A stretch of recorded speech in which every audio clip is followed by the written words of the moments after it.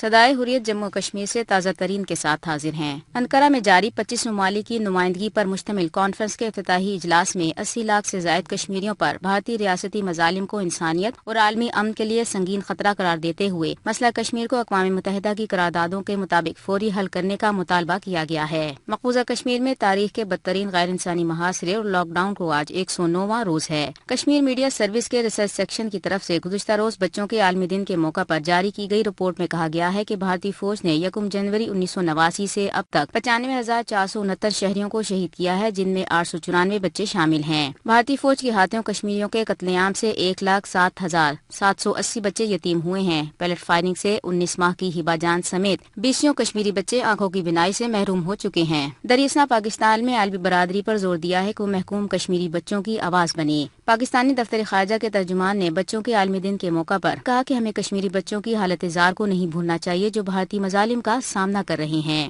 بھارتی حکومت نے مقبوضہ کشمیر میں قابض فوج کے مظالم اور انسانی حقوق کی خلاف ورزیوں پر ایک بار پھر انتہائی ڈھٹائی کا مظاہرہ کرتے ہوئے مقبوضہ وادی کی صورتحال کو نارمل قرار دیا ہے۔ بھارتی وزیر داخلہ امت شاہ نے بھارتی راجیہ سبھا میں کہا کہ مقبوضہ کشمیر میں صورتحال معمول کے مطابق بحال ہو چکی ہے اور مقبوضہ وادی میں اس وقت کوئی محاصرہ نہیں۔ اقوام متحدہ کے سیکرٹری جنرل انتونیو گوترس نے مقبوضہ فلسطینی علاقے میں غیر قانونی اسرائیلی آبادکاریوں کی حمایت میں امریکی حکومت کے حالیہ بیان پر افسوس کا اظہار کیا ہے۔ تازہ ترین ختم ہوا۔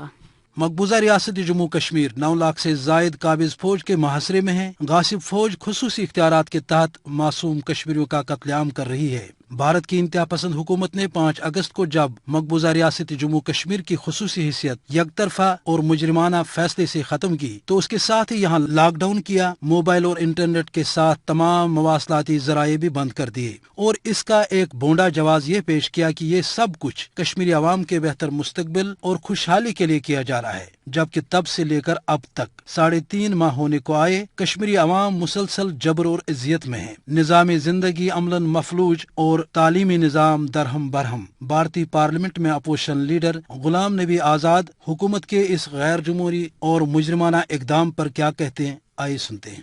کیونکہ اسکولوں میں پرائیویٹ بچے جہاں اسکولوں میں پڑھتے ہیں لیکن کسی بھی ایک پرائیویٹ اسکول نے بچوں کو پک اپ کرنے کے لیے بس نہیں پہنچائی اور گورنمنٹ اسکولز میں 144 کی وجہ سے اسکول بچے جا نہیں سکتے۔ تو یہ بتانا میں چاہتا ہوں، ہم بھی چیف منسٹر ایک دن کے لیے انٹرنیٹ بند ہوتا تھا لیکن 3.5 مہینے کے لیے انٹرنیٹ دنیا میں کبھی بند نہیں ہوا۔ یہ تھے بھارتی پارلیمنٹ میں اپوزیشن لیڈر غلام نبی آزاد۔